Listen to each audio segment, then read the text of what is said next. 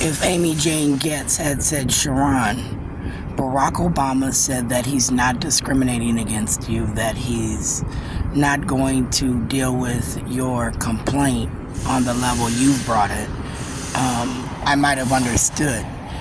Dr. Pinto used to say, Sharon, it's the insurance company. It's not me.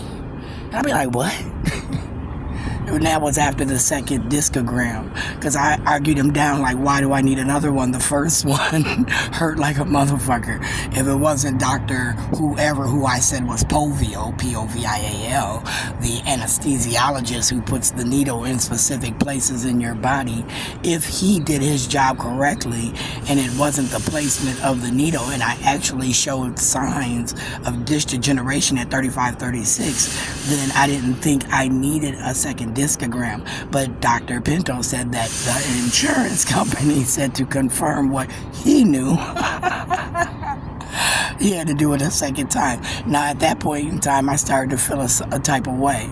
I started to think my history from being at Express Scripts was now haunting me through Dr. Pinto in a union deal of doctors who felt like he needed to, flex for the doctors who argued with me on the phone. Like, I thought he was now taking a stance, and I started threatening to sue Dr. Pinto based on that feel, right? Because I couldn't comprehend, the statement about, well, it's not me, it's the insurance company.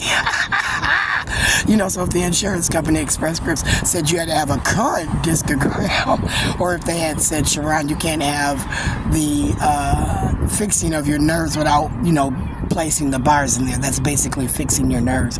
If that would have been the way it was explained to me, then maybe I wouldn't have felt the type of way I did. But I had a nurse who was doing the entry for the doctor at a clinic who said, no, Sharon, you need to pay attention to the nerve damage, and that's separate and aside from the discogram. And the nerve damage can become worse over a course of time where it's not really bothering you now.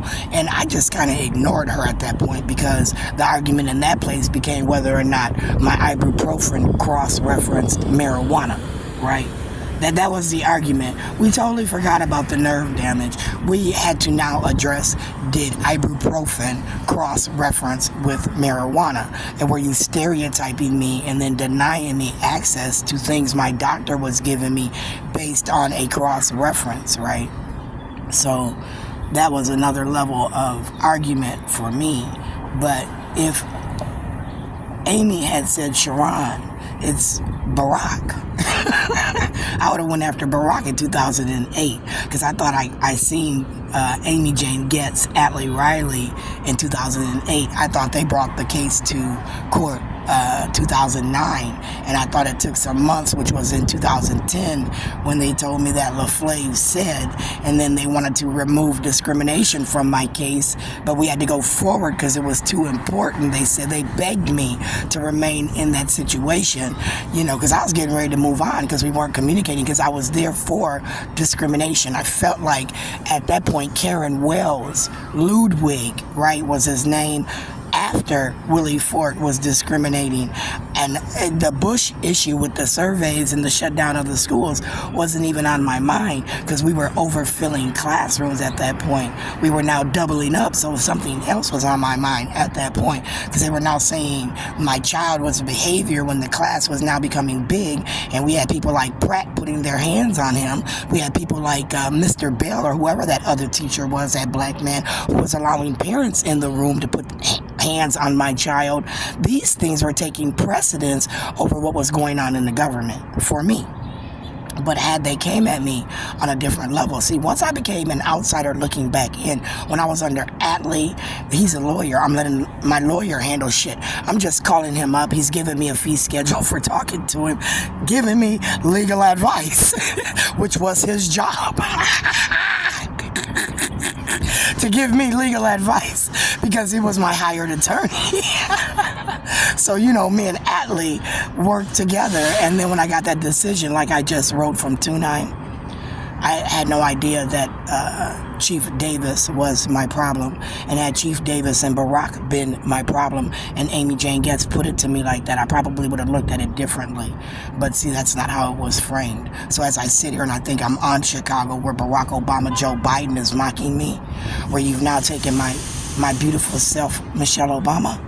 Because you remember now, I used to brag about how well I took care of me, just simply being me. And a lot of people, I thought, looked at me as being young. That meant that for me, I didn't have age behind me, and age brings wisdom because you've lived some things in your life. So I thought they were denying me wisdom and education at that point.